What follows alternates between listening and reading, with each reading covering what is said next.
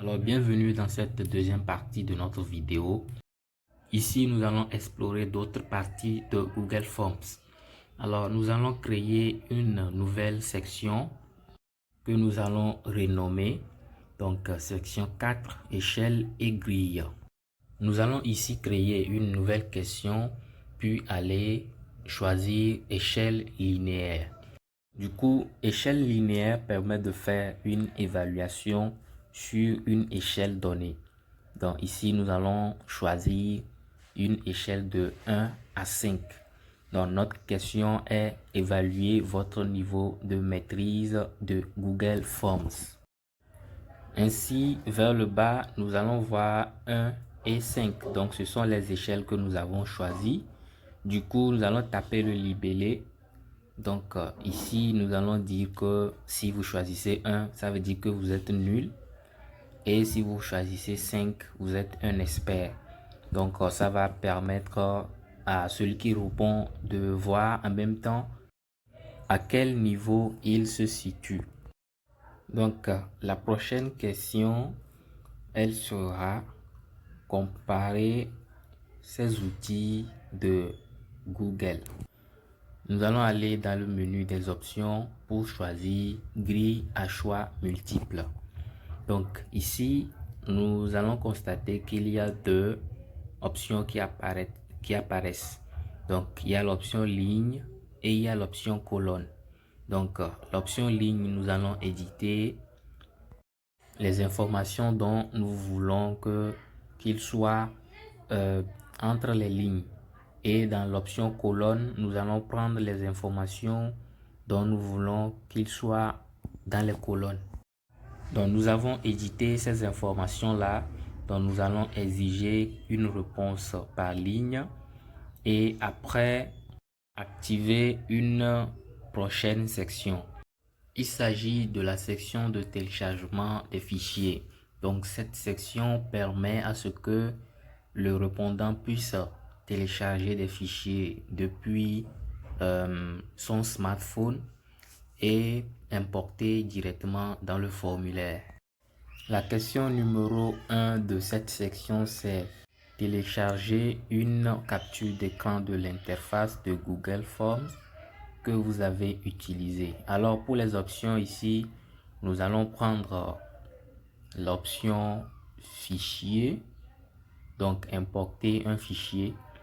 Donc ici, on nous demande d'autoriser les personnes qui répondent à importer des fichiers dans Drive. Donc nous allons juste appuyer sur continuer et nous allons pouvoir faire des modifications dont nous voulons. Après avoir édité tout ce formulaire, vous avez la possibilité de le voir, de l'apercevoir avant de le lancer. Donc vous appuyez sur aperçu en haut ici et voilà. Vous apercevez cela comme si c'était quelqu'un qui voulait remplir le formulaire.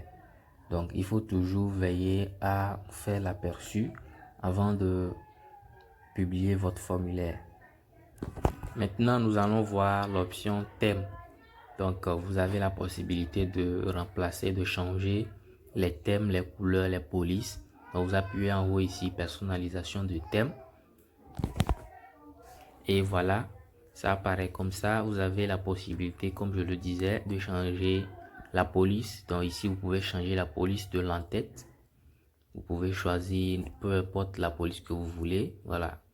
Moi, je vais prendre cette police-là. Vous pouvez également changer la taille de la police. Vous pouvez changer la taille de la police des écritures, des questions, des tests. Et ici, en en-tête, vous pouvez également sélectionner une image de couverture qu'on fait généralement. Vous allez faire l'essai à votre niveau pour voir. Vous pouvez aussi choisir la couleur des l'arrière-plan et des voyants. Donc voici, voilà. Donc quand je change, il faut voir là où on a mis section 2 sur 6 là. Il y a voilà la couleur qui change. Vous voyez. Donc vous pouvez faire toutes ces modifications là. Donc vous validez et les deux flèches d'en haut ici, vous connaissez déjà à quoi elles servent. Donc la flèche qui va vous permettre de retourner en arrière ou bien d'aller en avant si vous avez fait une erreur. Maintenant, nous allons appuyer sur l'outil partager. Après avoir fini tout votre formulaire et vous voulez le partager, vous pouvez faire des modifications ici qui sont très importantes que vous devez vraiment prendre en compte. Donc ici, vous pouvez choisir d'envoyer le formulaire à quelqu'un en tant que répondant ou éditeur.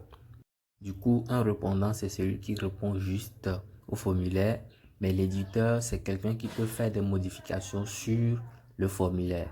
Donc, vous allez finir cela et vous appuyez sur le bouton envoyer. Donc, une notification sera envoyée à l'email dont vous avez choisi. Toujours dans la catégorie partager, nous allons voir maintenant si vous voulez choisir une personne comme répondant. Donc voilà, ici, il suffit juste de remplacer éditeur par répondant. Au niveau de l'accès général aussi, vous allez pouvoir faire des modifications. On dit vue éditeur. Donc limiter ou bien tous les utilisateurs qui ont le lien. Donc si vous voulez que juste les personnes qui ont le lien puissent puissent avoir accès et répondre, donc vous faites les modifications ici. Donc ici nous allons prendre tous les utilisateurs qui ont le lien, puis nous allons appuyer sur OK pour partager. Maintenant, avec les 3 points situés en haut au niveau de publier, vous avez d'autres options là-bas comme créer une copie, placer dans la corbeille, etc., etc. Donc le plus important pour moi ici, c'est placer dans la corbeille. Vous avez la possibilité de supprimer votre formulaire, donc en appuyant là-bas. Maintenant, nous allons revenir sur la publication, sur le lien de publication. Donc avant de publier, il faut copier ce lien-là et ensuite vous appuyez sur publier. Donc quand vous appuyez sur publier, voilà l'option qui apparaît. Donc on dit répondant, vous pouvez gérer comme on l'avait vu de l'autre côté. Donc ce sont les mêmes choses. Vous allez juste faire les modifications et appuyer sur OK. Donc ça vous ramène sur cette plage là. Votre formulaire est désormais en ligne.